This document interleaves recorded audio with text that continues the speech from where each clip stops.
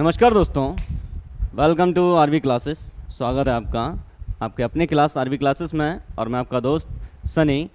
तो जैसा कि हमने संविधान में पढ़ा था, भाग 1 भी पढ़ लिया, 2 भी पढ़ लिया, 3 भी पढ़ लिया। आज पढ़ेंगे भाग 4। और भाग 4 में क्या है? राज्य के नीति निर्देशक तत्व। ठीक है ना? क्या है? राज्य के नीति निर्देशक तत्व। अब बात करें ना आर्टिकल की, तो आर्टिकल कहाँ से स्टार्ट होते हैं इसके? 36 से 51, मतलब 36 to 51। अब यहाँ पे हम जानेंगे राज्य में, मतलब राज्य को ऐसी क्या करना चाहिए जैसे हमारे एक समाज, एक राज्य की जो विकास हो सके, ऐसे क्या होने चाहिए। ठीक है, तो चलिए जानते हैं इसके बारे में। देखिए, इसे कहाँ से लिया गया? आयरलैंड से। राज्य के नीति निर्देशक तत्व आयरलैंड के संविधान से लिए गए हैं, और तथा आयरलैंड ने स्पेन के संविधान से लिया है। हम लोगों ने आयरलैंड से लिया है, और आयरलैंड ने कहाँ से लिया है? स्पेन के संविधान से। एक ऐसे तत्व हैं जो देश के लिए आवश्यक हैं, ऐसे तत्व हैं जो देश के लिए आवश्यक हैं। और देश के लिए आवश्यक का मतलब है कि समाज की भलाई। ठीक है ना? किंतु संविधान बनाते समय सरकार के पास इतने धन तथा संसाधन नहीं थे, मतलब ये पहले तो नहीं जोड़े गए थे, और इसलिए ना जोड़े। देखो, राज्य के नीति निर्देशक तत्व एक संसाधनों पर निर्भर है, धन और संसाधनों पर, जो उन्हें उपलब्ध करा सकें। अतः यह सरकार की इच्छा पर निर्भर है। मतलब जैसे कि आप चाहते हो कि नहीं, आगरा का ताजमहल हमारे यूपी में, मतलब एक अपने गांव में बनना चाहिए, तो यार नहीं, मतलब बहुत सी ऐसी चीज़ें हैं, बहुत सी ऐसी सुविधाएं हैं जो पूरी नहीं हो सकती। जब सरकार के पास धन होगा, उसके पास बजट होगा, संसाधन होगा, साधन होगा, वो तभी काम कर सकती है। ठीक है ना? ये सरकार की इच्छा के ऊपर निर्भर है। जब उसके पास होगा तो काम भी होगा। जिस कारण हमारे एक सदस्य थे संविधान सभा के, कौन थे? केटी शाह। केटी शाह ने कहा था कि नीति निर्देशक तत्व उस चेक के समान हैं जिसका बैंक इच्छा अनुसार भुगतान करेगी। ऐसे इनके शब्द थे। वो इसलिए थे क्योंकि भाई देखो, हमने जो कहा है वो हमारी पेंडिंग में पड़ी है। जब संसाधन होंगे, चीज़ें होंगी, तभी तो सरकार कर पाएगी, तभी तो राज्य हमारे लिए कुछ कर पाएगा। अब पता चले वहाँ पे बजट ही नहीं है, और आपकी इच्छा यहाँ पे डामर रोड होना चाहिए, आरसीसी रोड होना चाहिए, यहाँ पे ये होना चाहिए, वो होना चाहिए। देखो, होगा सब, लेकिन संसाधन जो उनके पास होंगे, उनके पास धन होगा, तभी तो वो काम कर पाएंगे। नीति निर्देशक तत्व का उद्देश्य सामाजिक तथा आर्थिक लोकतंत्र, कौन सा? सामाजिक तथा आर्थिक लोकतंत्र की स्थापना करना है। सामाजिक और लोकतंत्र के बारे में हमने आपको बताया। समाजवादी या सामाजिक चीज़ें क्या होती हैं? समाज के लिए कुछ बेहतर करना, समाज के लिए कुछ बेहतर करना।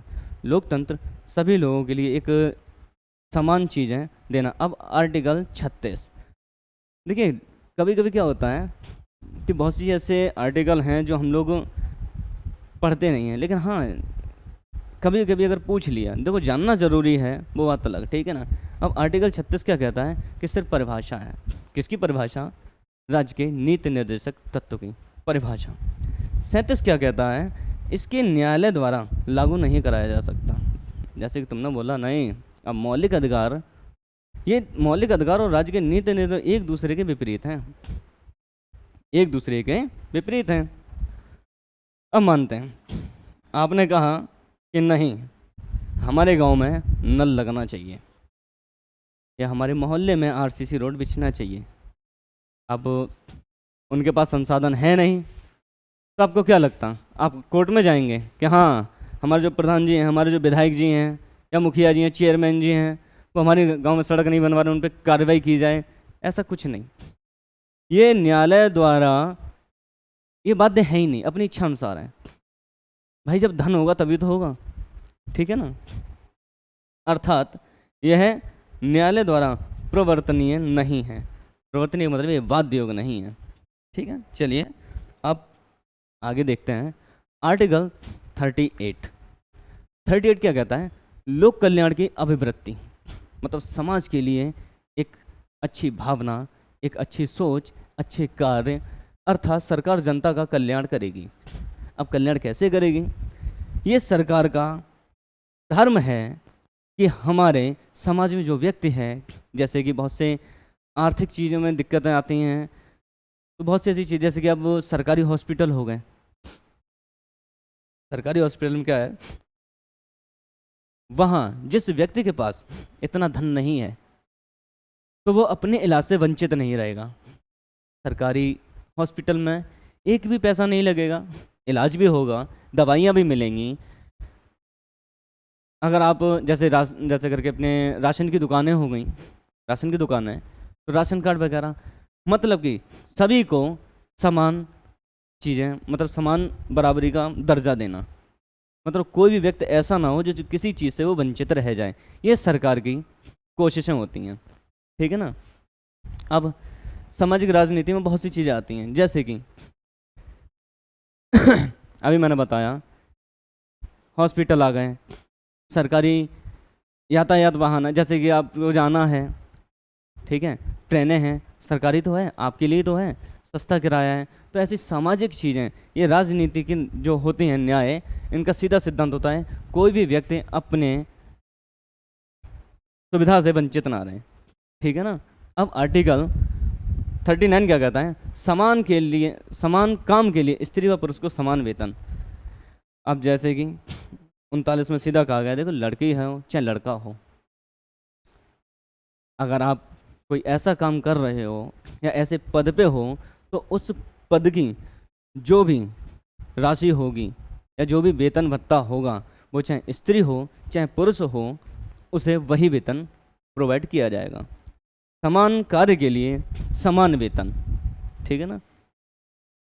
संसाधनों का उचित वितरण, जो फैसिलिटी एक पुरुष को दी जाएंगी वही फैसिलिटी स्त्री को भी दी जाएंगी। अब 39 का मतलब 39 का क्या कहता है कि निशुल्क विधिक सहायता। निशुल्क विधिक सहायता का मतलब ये है कि मान लीजिए कि ऐसे कई लोग होते हैं जो वकील हायर नहीं कर सकते फीस के कारण, तो उन्हें कानून के नज़र में उन्हें समान सहायता दी जाएगी। वकील भी दिया जाएगा, सरकारी दिया जाएगा, बिना पैसों वाला दिया जाएगा, मतलब जो भी होगा आपकी कानूनी सहायता बिल्कुल निःशुल्क होगी। ये दोस्तों कब जोड़ा गया था? 42वां संविधान संशोधन हुआ था 1976 में। दोस्तों ऐसे मिनी संविधान भी इसीलिए कहते हैं, इसमें काफ़ी संशोधन हुए हैं। सबसे ज़्यादा संशोधन की अगर बात करें तो 1976 में ही हुए थे, 42वें संविधान संशोधन में। ठीक है ना। अब आर्टिकल 40 क्या कहता है? ग्राम पंचायतों का गठन।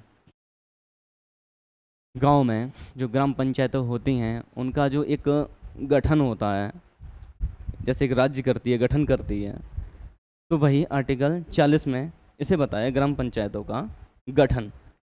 अब आर्टिकल 41 क्या है? कुछ दशाओं में सरकारी सहायता कैसी? काम, शिक्षा प्राप्त करना, जैसे कि वृद्धा पेंशन, विधवा पेंशन, विकलांग को साइकिल, ऐसी बहुत सी चीज़ें। राज्य का ये धर्म है कि हाँ, जो लोग कमज़ोर वर्ग के हैं या अपने आर्थिक स्थिति से कमज़ोर हैं उनकी सहायता की जाए। अब बहुत से ऐसे लोग हैं जैसे दिव्यांग लोग हैं यार, वो नहीं कुछ कर सकते, नहीं कमा सकते, अब उनका हाथ भी नहीं है, पैर भी नहीं है, क्या करेंगे? तो उनके लिए ऐसे तो सुविधाएं प्रोवाइड करा सकते हैं कि उन्हें कुछ राहत मिल सके। तो ऐसी ही चीज़ें दी गई। अब जैसे बहुत से बूढ़े लोग हैं, बच्चे नहीं उनके, अब बुढ़ापे में काम तो होगा नहीं, तो सरकार का ये दायित्व तो है कि उन्हें कुछ राहत दी जाए। ठीक है, उन्हें कुछ जीवन यापन के लिए उनके लिए कुछ ना कुछ तो किया जाए। तो यही चीज़ बताई गई है 41 में। ये दोस्तों डबल हो गया। चलिए, आर्टिकल 43 निर्वाह योग मजदूरी, अर्थात इतना वेतन दिया जाए कि परिवार चला सके। अब निर्वाह के लिए, जैसे जीवन एक परिवार है, परिवार के लिए कम से कम सरकार को इतना करना चाहिए, उसे व्यवसाय इतना देना, कम से कम बता रहा हूँ, कि उसका परिवार चल सके। जैसे कि कोई कुटीर उद्योग चला लो, कोई अपने घर में ऐसी साधन उन्हें देना चाहिए, ऐसी सुविधाएं प्राप्त करना चाहिए जो अपना जीवन यापन कर सकें, खा सके, अपने परिवार को पाल सकें। ऐसी विपत्ति में कुछ ना उसके पास ऐसी सुविधाएं होनी चाहिए। अब जैसे बहुत से लोग हैं, आपने देखो आपके गांव में होंगे, हमारे गांव में है, कुछ लोग सिलाई का काम करते हैं, कुछ लोग बेकरी का काम करते हैं, तो ऐसे कई सारे काम हैं, ठीक है ना। वो चीज़ें 43 में बताएंगे। अब 43 के काम है उद्योग प्रबंधन में कामगारों की भागीदारी। अब उद्योग प्रबंधन में कामगारों की भागीदारी, जैसे कि आपको पता है ये इसके अंदर ये हुनर है, ये काम कर सकते हो, उन्हें मौका मिलना चाहिए।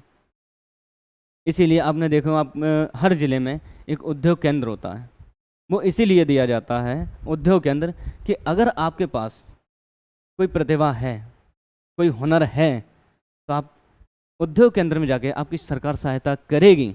जैसे आपको बहुत अच्छे कपड़े सिलने आते हैं, आप जानते हो आपके ये प्रतिभा है, प्रतिभाशाली लोग हैं बहुत से, तो कई बार इसलिए मात खा जाती है कि उनके पास हुनर तो होता है, लेकिन बस आर्थिक स्थिति से थोड़ी मात खा जाते हैं। तो सरकार ने इसलिए उद्योग केंद्र खोल के रखा है। उद्योग केंद्र दोस्तों हर ज़िले में होता है, हर ज़िले में, और वो इसीलिए खोला जाता है कि जो व्यक्ति कमज़ोर हो, आर्थिक स्थिति से कमज़ोर हो, और उसके पास कुछ ऐसा है जो वो कर सकता है, तो उद्योग केंद्र में जाके वो अपना इस हुनर का फ़ायदा ले सकता है, ठीक है ना।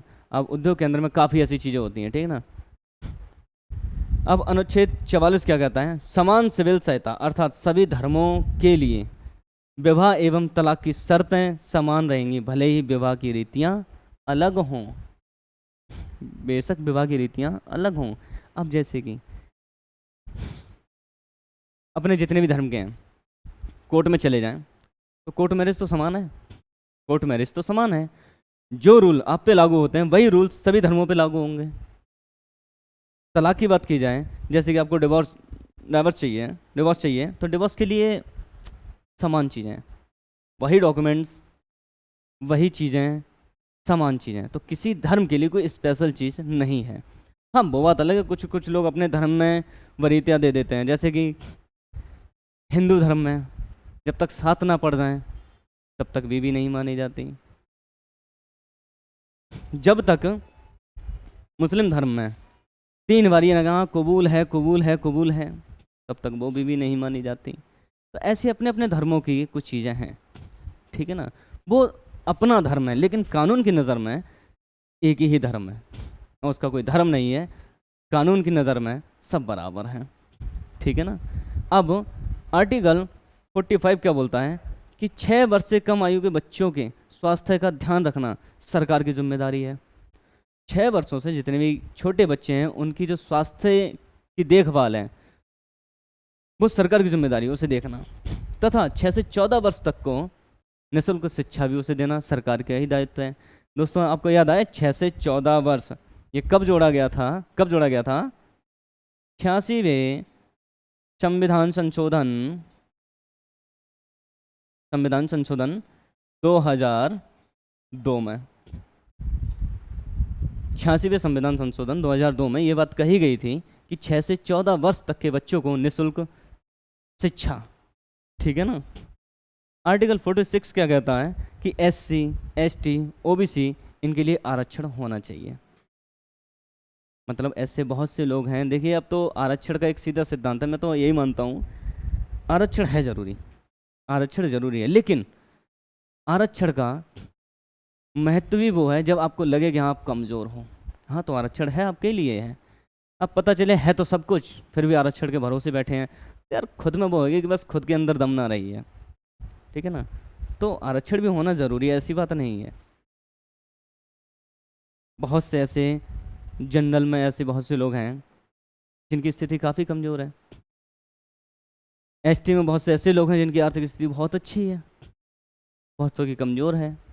तो कुछ ना कुछ में हर चीज़ होती है, लेकिन आरक्षण दरअसल उन्हीं के लिए बनाया गया था जो व्यक्ति कमज़ोर व्यक्ति हैं, ठीक है ना, कमज़ोर हैं। अब आर्टिकल 47 क्या बोलता है? सरकार पोषायुक्त आहार, मतलब उसमें विटामिन मिनरल, मतलब एक अच्छा खाना उपलब्ध कराएगी तथा नशीली दवाई एवं शराब पर प्रतिबंध लगाएगी। दोस्तों आर्टिकल 47 में कही तो बहुत अच्छी बात है, क्या राज्य ऐसा करता है? क्या राज्य ऐसा करता है? सरकारी ठेके ही खोल दिए। शराब के तो छोड़ो, आर्टिकल 47 कहता है शराब पर प्रतिबंध लगाइए, लेकिन सरकारी ठेके ही खोल दिए। तो ऐसी बात नहीं है, बहुत सी चीज़ें देखनी पड़ती। देखो अब सरकार आप कहोगे कि हाँ ऐसी चीज़ें बंद कर दो, सबसे ज़्यादा टैक्स भी वहीं से आता। अगर आपने बात की जाए टैक्स की, तो एक ट्रेन है जो सबसे ज़्यादा फ़ायदा देती है। और ट्रेन फ़ायदा कब देती है? आपको ये, आप ये सोचो पैसेंजर चल रही है इसमें, कुछ नहीं, इसमें बहुत से ऐसे लोग होते हैं भेड़ बकरी की तरह होते हैं, बहुत से टिकट भी नहीं लेते। सरकार को तब फ़ायदा होता है जब अपनी मतलब जैसे कि किसी कंपनी की, जैसे कि मालगाड़ी हैं, फ़ायदा उनमें है, तो बजट वहाँ से आता है। बजट यहाँ से भी आता राज्य का। तो ट्रेन तो केंद्र सरकार के अंडर में आ गई, ये सब राज्य की सरकार में आती है। नशीली दवाई, हाँ प्रतिबंध है, ऐसी चीज़ों में प्रतिबंध है। अब 48 का क्या कहता है? पर्यावरण वन तथा वन्य जीव की रक्षा करना सरकार का कर्तव्य होगा। आपने देखो आपके हर एक जिले में एक वन विभाग होगा। वो वन विभाग इसीलिए होता है कि उनका दायित्व तो है कि जो वन्य जीव हैं, पशु हैं, पक्षी हैं, ऐसी चीज़ों का वो संरक्षण करें, ये सरकार का दायित्व तो है। वन्य जीव, पर्यावरण, वन, अब भाई वन विभाग है तो सीधी सी बात है, देखो पेड़ों की रक्षा, आपको पता है आपके ज़िले में अगर कोई सड़क के पास पेड़ खड़ा हो और आपने काट दिया उसे, और वन विभाग वालों को पता चलेगा कि हाँ आपने पेड़ काटा है, तो जुर्माना भी हो जाता, सजा भी हो जाती है। तो उनका कर्तव्य है, सरकार का ये कर्तव्य है। उनका एक विभाग भी है, वन विभाग। उनके जो मुखिया होते हैं फॉरेस्ट रेंजर होते हैं, ठीक है ना। तो सरकार ने कई सुविधाएं दे रखी हैं। अब आते हैं 49 पे। राष्ट्रीय स्मारकों की रक्षा करना सरकार का कर्तव्य होगा। सही बात है, अगर सरकार उसका संरक्षण ना करेगी, देखभाल ना करेगी, तो चीज़ें बेकार भी। अब जैसे ताजमहल ले लो, कुतुब मीनार ले लो, लाल किला ले लो, इंडिया गेट ले लो, ऐसी बहुत सी चीज़ें राष्ट्रीय स्मारक, ठीक है ना, ये राष्ट्र की धरोहर ही तो हैं, राष्ट्रीय धरोहर हैं। अगर इन चीज़ों की देखभाल ना की जाए तो दोस्तों पैसा यहाँ से भी आता है, पैसा यहाँ से भी आता है। देश के विकास के लिए ये भी चीज़ें ज़रूरी हैं। आपको पता है हमारे जो स्मारक वगैरह हैं, राष्ट्रीय स्मारक वगैरह हैं, ऐसी बहुत सी चीज़ें वहाँ पे विदेश से लोग देखने के लिए आते हैं उन्हें। तो जब वो आते हैं तो हम लोगों को फ़ायदा होता है। तो इसीलिए उन चीज़ों की देखभाल करना भी राज्य का धर्म है। अब 50 क्या कहता है? कार्यपालिका को न्यायपालिका को अलग करना, मतलब उससे पृथक करना। न्यायपालिका और कार्यपालिका को पृथक करना, पृथक का मतलब अलग अलग करना। अब जैसे कि कानून है, ठीक है ना, कानून है, अपने देश का शासन है, प्रशासन है, ये चीज़ें अलग है न्यायपालिका से। न्यायपालिका अपने आप में स्वतंत्र है, न्यायपालिका अपने आप में बिल्कुल स्वतंत्र है। उसके ऊपर किसी का दबाव नहीं, किसी का प्रेशर नहीं, कोई पॉलिटिकल इशू नहीं। इसीलिए आर्टिकल 50 कहता है कि आपको जो भी राजनीति करनी हो अपने करो, लेकिन न्यायपालिका से दूर रहो। अब न्यायपालिका स्वतंत्र किसी है, चलो मानता, अगर ये एक होती और किसी आगे भाई किसी उल्टी खोपड़ी के दिमाग में, अब भाई पॉलिटिशियन तो पॉलिटिशियन होता, उसने कहा नहीं अब ये ज़मीन तो हमारी, अब ये तो हमें ही चाहिए, ठीक है भाई, कहाँ जाओगे? कोर्ट में जाओगे। और कोर्ट में पॉलिटिक्स चलने लगी तो क्या होगा?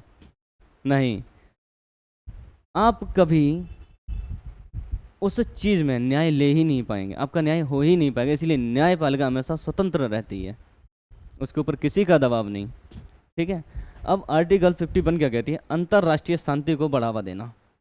अंतर्राष्ट्रीय शांति को बढ़ावा देना, अंतर्राष्ट्रीय विवादों को मध्यस्थता द्वारा सुलझा देना। इसी अनुच्छेद के तहत भारत यूएनओ का सदस्य बना। इसी अनुच्छेद के तहत यूएनओ एक संगठन है, राष्ट्रीय संगठन है, उसका ये सदस्य बना था। अच्छा, शांति बनाए रखने का मतलब जैसे कि आपसी राज्य में विवाद हो गए, जैसे मान लो यूपी और उत्तराखंड में विवाद हो गए, तो उन चीज़ों को लड़ाई के बिना उनकी सुनना, उन्हें समझाना, उनकी एक समन्वय बनाना, शांति रखना ही राज्य का काम है। ये नहीं है कि हाँ बस लड़ाई गए, हम तो यूपी बहुत बड़ी वाली चीज़ है भाई, यूपी में बहुत से लोग हैं और साले लड़ लो, नहीं। राज्य का ये धर्म है कि शांति को बनाए रखो, ठीक है ना। अब देखते हैं इनके डिफरेंट, मतलब अब मूल अधिकार में और राज्य के नीति नेतृत्व में क्या अंतर है, चलिए वो भी देखते हैं। चलो ये और जान लीजिए, इनको 3 भागों में बांटा गया है। किसको? राज्य के नीति निर्देशक तत्व को 3 भागों में बांटा गया है। कौन से भाग थे? देखो, अनुच्छेद 40, 43 का 46 और 47। ये जो आर्टिकल है कहाँ से, क्या बोला जाता है ना, गांधीवादी। गांधीवादी मतलब एक चीज़ों का संरक्षण करना, उनके बारे में सोचना, चीज समूह बनाना, एक साथ मतलब मिलता जुलता ऐसी चीज़ें, एक दूसरे से मिलाव, तो क्या बोला गया भाई? गांधीवादी। अब आ जाए समाजवादी। 38, 39 का 41, 42, 43।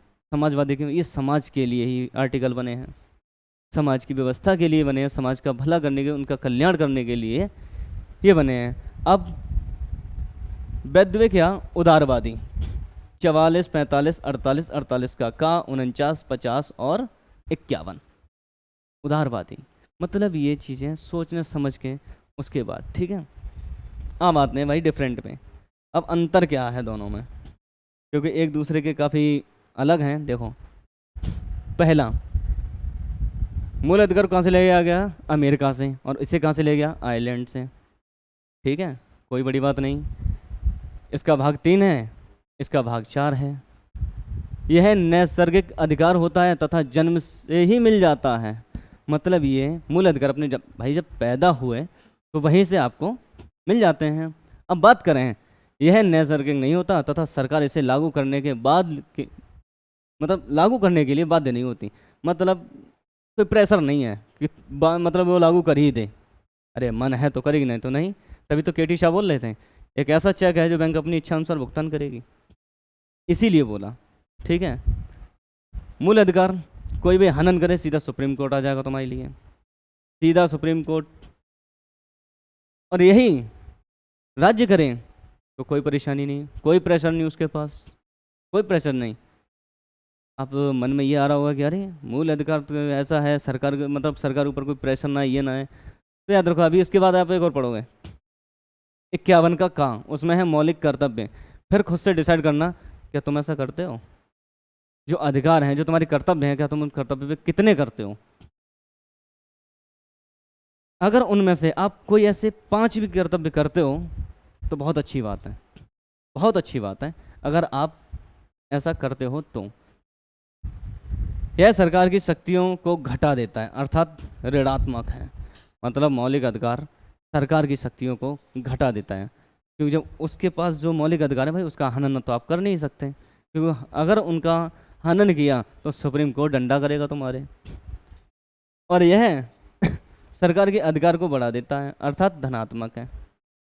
मतलब सरकार के लिए ये ऋणात्मक है, सरकार के लिए मौलिक अधिकार ऋणात्मक है, मतलब नेगेटिविटी है उनके पास, और खुद की पॉजिटिविटी। इसके पीछे कानूनी मान्यता है। जैसे मैंने बोला ना, मौलिक अधिकार का अगर कोई भी हनन किया जाए तो आपको कानूनी सहायता मिलेगी, न्यायपालिका आपके साथ है। लेकिन यहाँ पे कोई नहीं, इसकी तो राजनीतिक मान्यता है। राजनीतिक मान्यता मतलब यहाँ पे सरकार की चलेगी, जो अपने सीएम होंगे, पीएम होंगे, उनकी चलेगी, ठीक है। इसे कभी खारिज नहीं किया जा सकता, हाँ, लेकिन सीमित किया जा सकता है, सीमित किया जा सकता है, खारिज नहीं किया, लेकिन हाँ सीमित। ऐसे कई मौलिक अधिकार हैं अपने जो आपातकालीन के दौरान सीमित कर दिए जाते हैं। ठीक है। अब जैसे कि प्रेस की स्वतंत्रता आपने पढ़ी थी 19 में, आर्टिकल 19 के में, तो आपने, ऐसी बात नहीं है, जब किसी देश से और किसी दूसरे देश का विवाद चल रहा हो, कोई ऐसी सीक्रेट चीज़ें हों, तो आप उस समय प्रेस की स्वतंत्रता भी छीन ली जाती है। अब हर बार तो ज़रूरी नहीं है कि हम कोई सीक्रेट प्लान बना रहे हैं और हम माइक लेके पहुँच गए, हाँ सर बोलिए आपको कैसा लग रहा है, आप बताइए इस बारे में चर्चा कीजिए। नहीं यार, ऐसा करेंगे तो फिर किस चीज़ की भाई हमारी सीक्रेट है। तो उस समय क्या होता है कि ये भी जो अपने मौलिक अधिकार हैं वो भी निलंबित कर दिए जाते हैं। हाँ, बस 20 और 21 ये दो ऐसे आर्टिकल हैं जो कभी हनन नहीं किया जाए। एनी कंडीशन, कितना भी आपदा आ जाए, कितनी इमरजेंसी हो, लेकिन ये आपके नहीं किए जाते। ठीक है, यह निलंबित नहीं हो सकता। यह व्यक्ति के भलाई के लिए है। भाई सीधी सी बात है, मौलिक अधिकार हमारे तो भला हमारा ही होगा, लेकिन जो राज्य के नीति निर्देशक तत्व हैं ये समाज की भलाई के लिए हैं। भाई हमें अगर अच्छा करना है, अच्छा पढ़ना है, अच्छा घूमना है, कुछ भी सही, तो सिर्फ मेरे बारे की तो बात हो रही है, सिर्फ अपने बारे में तो बात कर रहे हैं हम कि हाँ आज हमें ये नहीं, आज ये करना है, हमें संतुष्टि होनी चाहिए। लेकिन जब राज्य करता है तो पूरे समाज के लिए करता है। ऐसा तो है नहीं कि हाँ कोई प्लेटफॉर्म खड़ा कर दिया, नहीं ये सिर्फ एक व्यक्ति के लिए, ऐसा नहीं। तो दोस्तों इसीलिए सरकार, मतलब न्यायालय सरकार पर दबाव नहीं बनाती इन चीज़ों के, इसलिए नहीं बनाती है क्योंकि देखो मौलिक अधिकार इसलिए कि एक ही व्यक्ति के लिए होते हैं, लेकिन नीति निर्देशक तत्व जो होते हैं पूरे समाज के लिए होते हैं। और समाज में अगर काम करना है तो भाई संसाधन, धन भी बहुत बड़ी मात्रा में चाहिए होते हैं, तो ज़रूरी नहीं है कि इतना हो सकता है। इसीलिए तो दोस्तों अब हम अब हम जो पढ़ेंगे अगली क्लास में मौलिक कर्तव्य लेके चलेंगे। और मौलिक कर्तव्य तो ये मान लो कि 10 से 15 मिनट में ख़त्म हो जाएंगे, फिर आगे का पार्ट पढ़ेंगे। अब ये क्लास आपको कैसी लगी बताना हमें। देखिए बहुत सी ऐसी चीज़ें हैं, देखो कहने के लिए कोई भी ऐसा आर्टिकल संविधान है ही एक आर्टिकल पे आप कई देर तक बोल सकते हैं, लेकिन हमें बस उतना ही पढ़ना है, उतना ही जानना है जो हमारे एग्ज़ाम के लिए ठीक है। हाँ, इतना भी कम ना जानो कि अपनी चीज़ों से रूबरू ना हो। ठीक है, तो बताइए दोस्तों कैसी क्लास लगी, और क्लास अगर अच्छी लगे तो लाइक करें, कोई चीज़ अगर डाउट है तो कमेंट सेक्शन में आप डाल दें। मिलते हैं अगली क्लास में। और हाँ, सब्सक्राइब करना मत भूलिए, सब्सक्राइब भी कर दिया करो भाई, क्या जाता है आपका, हम जैसे गरीबों का भला हो जाएगा भाई, कर दिया करो। जय हिंद।